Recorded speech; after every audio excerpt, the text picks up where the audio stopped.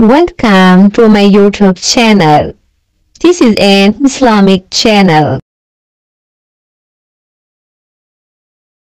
تبلیغ والے تسبیحات بیان کرتے ہیں جو صحیح احادیث سے ثابت ہے کہ 100 مرتبہ صبح لا الہ الا اللہ وحدہ لا شریک لہ لہ الملک ولہ الحمد وہو علی کل شیء قدیر، اور بعض روایت میں یحیی و یمیت وہو حی لا یموت۔ یہ حدیث میں تبلیغ والے تو تیسرا کلمہ بتاتے ہیں، یہ کلمات حدیث میں آتے ہیں۔ آپ صلی اللہ علیہ وسلم نے ارشاد فرمایا جس نے 100 دفعہ یہ کلمہ پڑھا اس سے زیادہ نیکیاں پورے دن میں کوئی شخص نہیں کما سکتا سوائے اس کے جو اس سے بھی زیادہ مرتبہ پڑھے۔ تو ذکر سے محبت پیدا کریں۔ آج ذکر کی لذت نہیں ہے، بس ایویں ہی بیٹھ کے وہ ٹی وی بھی دیکھ رہے ہیں، فلم بھی دیکھ رہے ہیں اور تسبیح چل رہی۔ کیسے پیارے کلمات ہیں، کیسا مزہ آتا ہے ان کلمات پڑھنے میں۔ لا الہ الا اللہ، کوئی عبادت کے لائق نہیں سوائے اللہ کے۔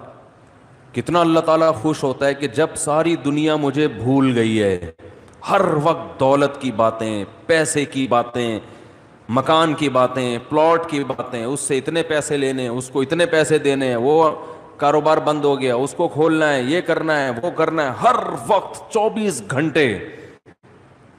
جس نے پیدا کیا، جس کے پاس لوٹ کر جانا ہے، سب چیزیں چھوڑنی ہے یہاں پہ، یہ بیوی بچے بھی چھوڑنے ہیں، یہی قبر میں اتاریں گے۔ جو آج کہہ رہے ہیں نا وہ رہ نہیں سکتے آپ کے بغیر، اور یہ اور یہی اتار کے آئیں گے قبر میں۔ اور اگر کورونا سے مر گئے نا، اللہ بچائے، تو قبر میں بھی نہیں جائیں گے، بولیں گے یہ تو مر گیا، ہمیں نہ مار دے کہیں۔ دور دور سے دیکھ نہیں رہے کیسے جنازے ہو رہے ہیں۔ یہ تو انسان کی محبت ہے، یہ تو اوقات ہے انسان کی۔ تو جس کے پاس لوٹ کر جانا ہے اور جس نے بنایا ہے، هو اعلم بكم اذ انتم اجنة في بطون امهاتكم، اللہ فرماتے ہیں جب تم ماں کے پیٹ میں تیار ہو رہے تھے نا، وہ رب تمہیں اس وقت سے جانتا ہے۔ اس وقت تو والدین بھی انسان کو نہیں جانتے۔ کتنا قریبی تعلق، ہر ایک کا تذکرہ زبان سے کرے گا، نہیں کرے گا جو سب سے زیادہ قریب ہے اس کا تذکرہ نہیں کرے گا۔ اور اگر اللہ کا ذکر کرے گا بھی تو کسی نے کوئی وظیفہ بتایا ہوگا جن بھگانے کے لیے، دکان کھلوانے کے لیے، کاروبار کھلوانے کے لیے، بچے کی شادی نہیں ہو رہی، اپنی نہیں ہو رہی ہے تو پچھتا رہا ہے اس کو بھگانے کے لیے، ہو گئی ہے تو بچے نہیں پیدا ہو رہے، ہو گئے تو وہ چترول لگا رہے ہیں ان کو سیدھا کرنے کے لیے، اللہ کو خوش کرنے کے لیے، اللہ کی محبت میں اللہ کا نام لذت سے لینے کے لیے کہ مجھے بس اس سے محبت ہے، اس کا نام لینے میں مجھے مزہ آتا ہے، اس نیت سے ذکر کرنے والے مارکیٹ میں بہت شارٹ ملیں گے آپ کو، بہت کم لوگ ملیں گے۔ کوئی بیٹھا ہو نا صبح اللہ اللہ کر رہا ہو، کیوں کر رہے ہو؟ وہ جی فلاں پیر صاحب نے بتایا تھا، وہ فلاں پیر صاحب نے کہا تھا یہ کرو گے تو یہ والا کام ہو جائے گا۔ او بھائی اللہ نے پیدا کیا ہے، جیسے دنیا کا تذکرہ کرتے ہو بغیر ضرورت کے کرتے ہو نا۔ خواتین جب آپس میں ملتی ہیں، دوسرے کا لباس دیکھتی ہیں، بہن کہاں سے خریدا، کتنے کا خریدا، ضرورت ہوتی ہے، حالانکہ جیب میں ایک پیسہ بھی نہیں ہوتا خریدنے کا، لیکن محبت جس چیز سے ہوتی ہے اس کا تذکرہ کرنے میں انسان کو، بولو نا بھائی، مزہ آتا ہے۔ مرد جب آپس میں بیٹھتے ہیں تنخواہ پوچھ رہے ہوتے ہیں، کیسا چل رہا ہے بزنس، کیا ہو رہا ہے، کتنا پروفٹ ہوا۔ جس چیز سے محبت ہے انسان کو اس کا نام لینے میں مزہ آتا ہے۔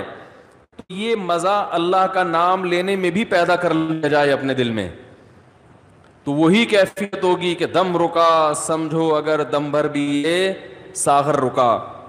میرا دور زندگی ہے یہ جو دور جام ہے۔ حضرت فرمایا کرتے تھے، ہمارے حضرت جب بیان کرتے نا اور اللہ کی محبت میں کبھی کوئی شعر سنا دیا تو پورا موضوع ان کا چینج ہو جاتا تھا۔ جیسے میں شادیوں پہ آتا ہوں نا اگر، تو پورا موضوع میرا کیا ہو جاتا ہے، ارے جہنم کی بات چل رہی ہو، وہاں کی ہولناکیاں چل رہی ہوں، سانپ بچھو، اور کسی نے شادی کی بات کر لی تو ہمارا پورا ٹاپک چینج ہو جاتا ہے نا۔ تو ہمارے حضرت کا جب بیان ہوتا تھا کہیں سے اللہ کی محبت کا کوئی تذکرہ آ گیا، اللہ کی نعمتوں کا، پورا بیان چینج۔ اور پھر حضرت فرماتے تھے کہ کچھ نہ، پھر یہ شعر پڑھتے تھے، کچھ نہ رستے کا پتہ ہم کو نہ منزل کی خبر، کچھ نہ رستے کا پتہ ہم کو نہ منزل کی خبر, جا رہے ہیں جس طرف ہم کو لیے جاتا ہے دل. یعنی ہمیں نہیں پتا اب ہم نے کہاں جانا ہے, اب تو ہمیں دل لے کے جدھر جا رہے ہیں ہم وہاں چل رہے ہیں, دل گھسیٹ رہے ہیں.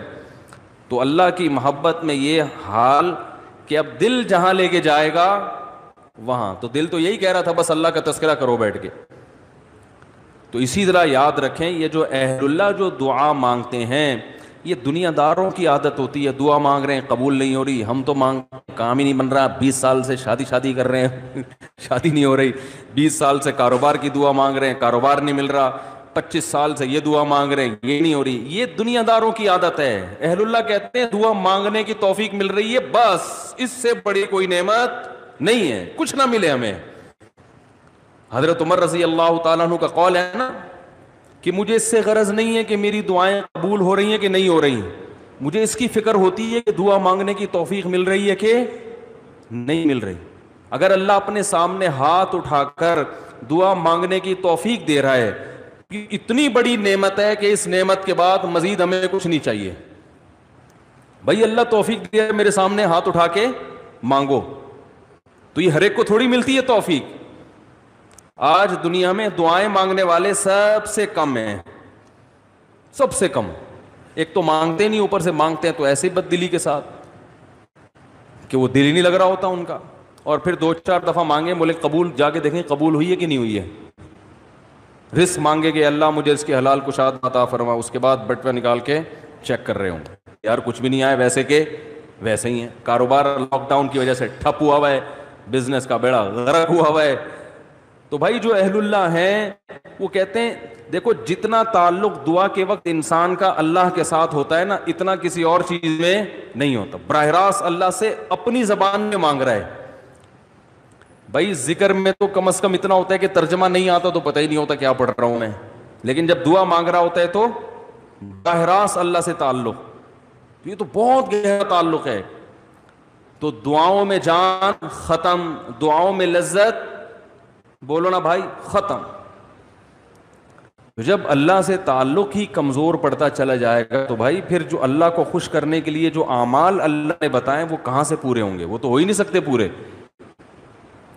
تو اس لیے ذکر اللہ کو ہلکا نہیں سمجھنا چاہیے. میں وہ ترجمہ بتا رہا تھا کہ چوتھے کلمے کا لا الہ الا اللہ, کوئی عبادت کے لائق نہیں سوائے اس اللہ کے, لہ الملک, اسی کے لیے بادشاہی ہے, وَلَهُ الْحَمْدُ, تعریف صرف اسی کے لیے. یہ جو کہتے ہیں فلاں بھی اچھا, فلاں پیسہ اچھا, فلاں کی گاڑی اچھی, فلاں کی بلڈنگ اچھی, فلاں کا پلاٹ اچھا, بحریہ ٹاؤن کا مکان اچھا, اسلام آباد کی رہائش اچھی, تو لہ الحمد, اے اللہ تعریف کے قابل صرف کون ہے تو, باقی سب مٹی فنا ہونے والی چیزیں. وہ بھائی بحریہ ٹاؤن کا جو مالک ہے کل وہ بھی قبر میں اترے گا, ہم اور آپ کس کھیت کی مولی ہیں. 2-4 بنگلے بن گئے بحریہ ٹاؤن میں, 8-10 پلاٹ ہو گئے, وہ آدمی تمیز سے بات کرنا ہی چھوڑ دیتا ہے. بات میں بتا رہا ہوں بحریہ ٹاؤن میں